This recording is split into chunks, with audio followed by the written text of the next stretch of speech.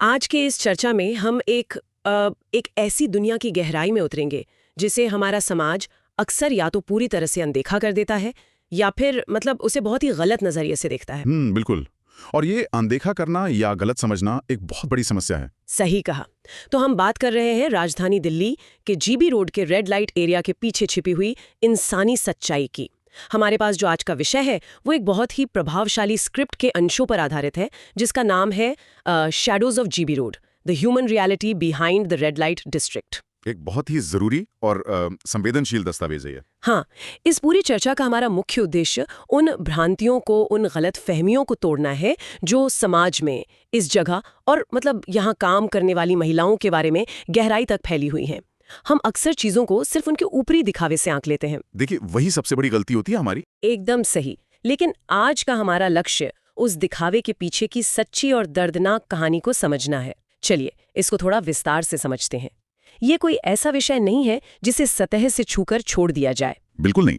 इस मुद्दे की जड़ों तक पहुंचना इसलिए भी अनिवार्य है क्योंकि इन महिलाओं के वहां होने के पीछे के असली कारण को समझे बिना हम पूरी तस्वीर कभी देख ही नहीं सकते। वही ना, जब किसी जगह को सिर्फ दूर से देखा जाता है तो लोग उसे अपनी सीमित समझ के हिसाब से जज कर लेते हैं। हाँ, और जब इन दस्तावेजों और इस पूरी रिसर्च का विश्लेषण किया जाता है तो ये बहुत स्पष्ट हो जाता है कि ये स्थिति केवल कुछ व्यक्तिगत फैसलों का परिणाम नहीं है।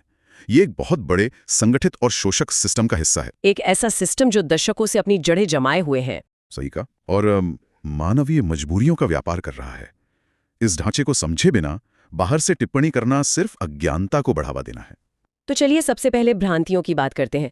अगर हम इंटरनेट और सोशल मीडिया पर इस विषय को लेकर आम राय देखें तो एक बहुत बड़ा वर्ग ये मानता है कि यहाँ आने वाली महिलाएं अपनी चॉइस या अपनी मर्जी से आती हैं। ये सबसे बड़ा झूठ है जो फैला हुआ है। हाँ, एक धारणा बनी हुई है कि आसानी से पैसे कमाने का एक चुनावा रास्ता है, लेकिन सोर्स मटेरियल में जो जानकारी सामने आई है वो इसको पूरी तरह से खारिज करती है। और इसके कारण भी बहुत साफ तरीके से बताए गए हैं। बिल्कुल।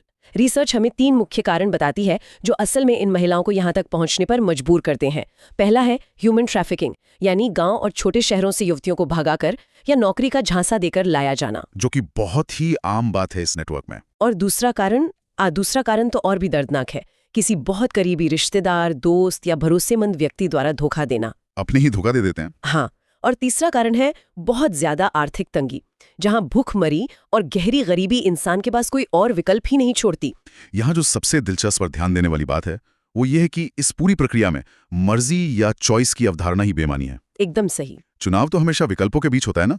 अगर किसी इंसान के पास एक तरफ भूख से मरने का विकल्प है और दूसरी तरफ कोई उसे काम दिलाने के बहाने कहीं ले जा रहा है तो वो चुनाव नहीं है, वो तो एक सर्वाइवल स्थिति बन जाती है। बिल्कुल, ये पूरी तरह से एक सर्वाइवल सिचुएशन है, यानी जिंदा रहने की जद्दोजहद। ये एक साधारण जॉब की तरह नहीं है जहां कोई अपनी मर्जी से जाता है। जब किसी को धोखा देकर एक बंद कमरे में कैद कर दिया जाता है तो मर्जी की कोई जगह ही नहीं बचती। और इसी से जुड़ा एक ऐसा पहलू स्क्रिप्ट में सामने आया है जो सच में चौंका देता है। बहुत सारी महिलाओं को तो शुरू में ये पता भी नहीं होता कि उन्हें आखिर कहाँ ले जाया जा रहा है। ये अनजानापन सबसे ज्यादा खतरनाक होता है। कल्पना कीजिए एक ऐसे दृश्य की जहां कोई एक बेहतर भविष्य या किसी सिलाई कारखाने में नौकरी की उम्मीद में अपना गांव छोड़ता है। वो किसी जानने वाले के साथ ट्रेन में बैठती है और जब शहर के उस अनजान कमरे का दरवाजा बंद होता है तब उन्हें असलियत पता चलती है। हाँ, तब उन्हें पहली बार उस भयानक सच्चाई का सामना करना पड़ता है। ये सिर्फ एक जगह से दूसरी जगह जाने की बात नहीं है, ये एक बहुत बड़ा मनोवैज्ञानिक आघात है। उस आघात की गहराई को मापना सच में बहुत मुश्किल है। जब धोखा देने वाला कोई अपना ही हो तो वो इंसान मानसिक रूप से इतना टूट जाता है कि उसमें विरोध करने की शक्ति ही खत्म हो जाती है। ये एक तरह की अदृश्य कैद बन जाती है। बाहर से शायद लोहे की सलाखें नजर ना आए, लेकिन डर और मजबूरी की दीवारें बहुत मजबूत होती हैं। सही कहा। धीरे धीरे लगातार पड़ने वाले दबाव के कारण इंसान अपनी आजाद इच्छा शक्ति को ही भूलने लगता है और वो इस प्रेशर बेस्ड ढांचे में बन जाता है। इस पूरी स्थिति के दर्द को स्रोत के एक बहुत ही महत्वपूर्ण कोट में बड़ी गहराई से दर्शाया गया है। उसमें लिखा है कि लोग बोलते हैं कि यहाँ महिला पैसों के बदले संबंध बनाती हैं, पर यह सिर्फ एक लाइन होती है। सिर्फ एक लाइन का झूठ है ये। बिल्कुल, ये एक लाइन सुनने में किसी व्यापार या लेन देन जैसी लगती है, लेकिन इसके पीछे का दर्द, मजबूरी और प्रेशर बहुत बड़ा है। यहाँ आज़ादी ना के बराबर होती है और वो अपने फैसले खुद नहीं ले सकती हैं। कब खाना है, कब सोना है, सब किसी और के कंट्रोल में होता है। माहौल पूरी तरह से असुरक्षित होता है और समाज इसे बस एक आर्थिक लेनदेन मानकर अपनी जिम्मेदारी से पल्ला झाड़ लेता है। तो इस सब का आखिर मतलब क्या है? अगर कोई इंसान इस हद तक दबाव में है, रोज शोषण झेल रहा है, तो वो जो भी पैसा कमा रहा है आखिर वो जा कहाँ रहा है? पैसों का सच क्या है? ये एक बहुत जरूरी सवाल है। रियलिटी यह है कि जो भी पैसा आता है उसका बड़ा हिस्सा महिलाओं को तो मिलता ही नहीं है। बाहरी दुनिया को लगता है कि पैसा सीधे उन्हीं के पास जाता होगा। यही तो चक्रव्यूह है। पैसे का सबसे बड़ा हिस्सा घर चलाने में, बिल्डिंग ओनर्स के पास और उस नेटवर्क को कंट्रोल करने वाले बिचौलियों यानी मिडलमैन की जेब में चला जाता है। और जो थोड़ा बहुत बचता है वो उनकी बेसिक सर्वाइवल में खत्म हो जाता है। उन्हें अपने रहने की जगह का भारी किराया, कपड़ों और रोजमर्रा के खाने के लिए भी उसी सिस्टम को पैसे चुकाने पड़ते हैं। ये कोई खुला या आजाद सिस्टम नहीं है। ये एक बहुत ही पुराना और दबाव से भरा ढांचा है। एक ऐसा कर्ज का फंदा जो कभी चुकता नहीं होता। ये चक्रव्यूह सच में डरावना है। और जब बात हर दिन के संघर्ष की आती है तो सिर्फ आर्थिक तंगी ही नहीं बल्कि स्वास्थ्य और मानसिक सुरक्षा का मुद्दा भी सामने आता है। बिल्कुल, हेल्थ, सेफ्टी यहाँ की सबसे बड़ी चुनौती है। यहाँ सबसे बड़ा मसला फिजिकली सेफ रहने का है। हालांकि एनजीओज और मेडिकल टीम्स लगातार चेकअप्स के लिए वहां आती हैं, दवाइयां बांटती हैं, फिर भी इन महिलाओं की जिंदगी सुरक्षित नहीं होती। अगर हम इसे बड़े पैमाने पर देखें तो बात सिर्फ शारीरिक चोटों या बीमारियों तक सीमित नहीं रहती। लोग सिर्फ बाहरी काम देखते हैं पर अंदर की हालत को नजरअंदाज कर देते हैं। मानसिक स्वास्थ्य की हालत बहुत खराब होती है। मेंटल हेल्थ एक बहुत बड़ा इशू है जिसे बिल्कुल इग्नोर किया जाता है। सोर्स के अनुसार एंजाइटी, स्ट्रेस और इमोशनल ब्रेकडाउन्स यहाँ आम बातें हैं।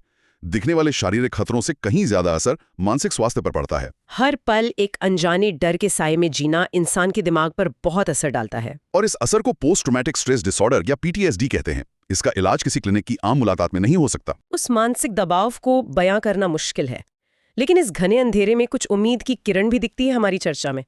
कहानी सिर्फ इस शोषण पर खत्म नहीं होती। सही बात है। दिल्ली पुलिस और एनजीओ का रोल इसमें बहुत महत्वपूर्ण है। इस दलदल से निकलने के लिए रेस्क्यू और रिहैबिलिटेशन दोनों बहुत जरूरी हैं। क्योंकि इस प्रेशर बेस्ड स्ट्रक्चर को तोड़ने के लिए बाहरी मदद की सख्त जरूरत होती है।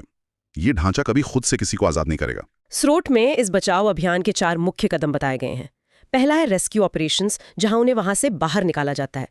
लेकिन असली चुनौती उसके बाद आती है। दूसरा कदम है काउंसलिंग।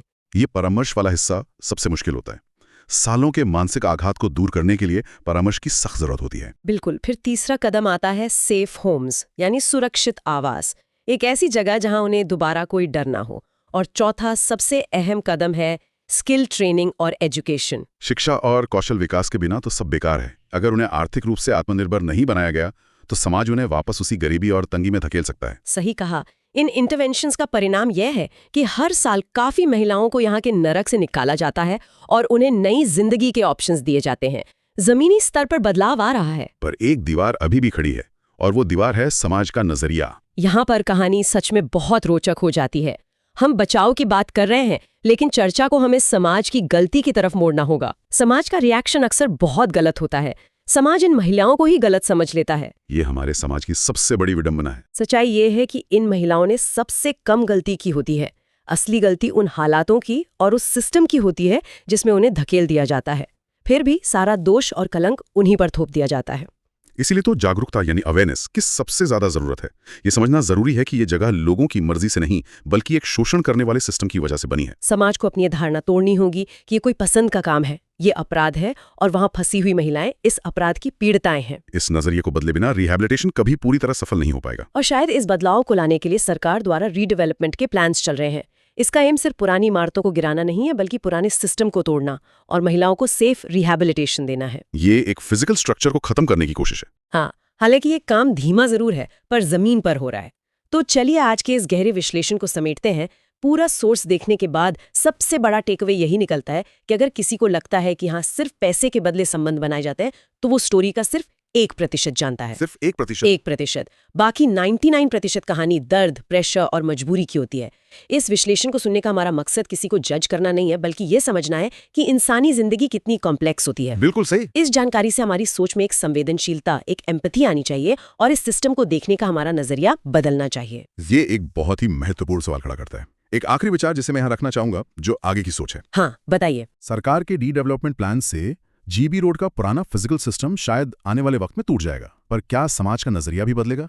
जब इन महिलाओं का सेफ रिहैबिलिटेशन होगा तो क्या सोसाइटी बिना उनके पास्ट को देखे उन्हें सच्ची इज्जत और बराबरी के साथ अपना पाएगी? ये सच में एक बड़ा सवाल है। या फिर फिजिकल दीवारों से निकलने के बाद भी उन्हें इस समाज की सोच के रूप में एक नए तरीके के सामाजिक दबाव का सामना करना पड़ेगा? बदलाव इमारतों में नहीं, सोच में होना जरूरी है।